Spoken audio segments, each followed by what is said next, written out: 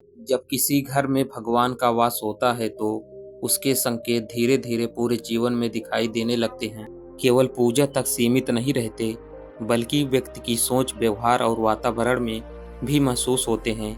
ऐसे घर में अक्सर ब्रह्म मुहूर्त यानी 3 से 5 बजे के बीच अपने आप नींद खुलने लगती है और सपने में मंदिर या मंत्र जाप जैसे दिव्य दृश्य दिखाई देते हैं, जो इस बात का संकेत देते हैं कि आपकी भक्ति स्वीकार हो रही है। कई बार बिना किसी अगरबत्ती या इत्र के भी घर में एक मीठी या पवित्र सुगंध महसूस होती है। खासकर पूजा स्थान आसपास जो सकारात्मक ऊर्जा, ईश्वरीय उपस्थिति का प्रतीक मानी जाती है।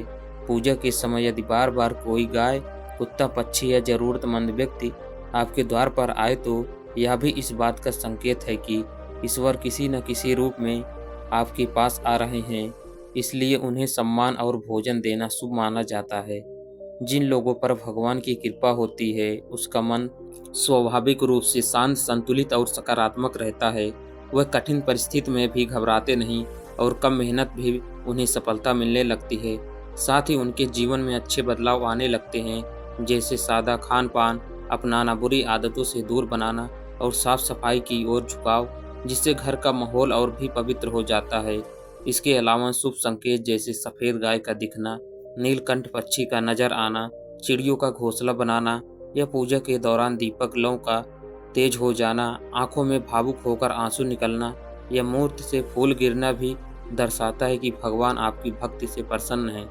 ऐसे घरों में कार्य बिना बाधा के बनने लगते हैं, शुभ समाचार मिलने लगते हैं, परिवार में सुख शांति बनी रहती है और नकारात्मक ऊर्जा धीरे धीरे समाप्त होने लगती है। अंततः यह समझना जरूरी है कि भगवान भले ही प्रत्यक्ष रूप से दिखाई न दें, लेकिन उनके छोटे छोटे संकेत स्पष्ट दिखाई देते हैं। उनकी कृपा उस घर में वहां रहने वाले लोग पर बनी हुई है और सच्चे मन से की गई भक्ति भी कभी व्यर्थ नहीं जाती, बल्कि सही समय पर उसका फल जरूर मिलता है।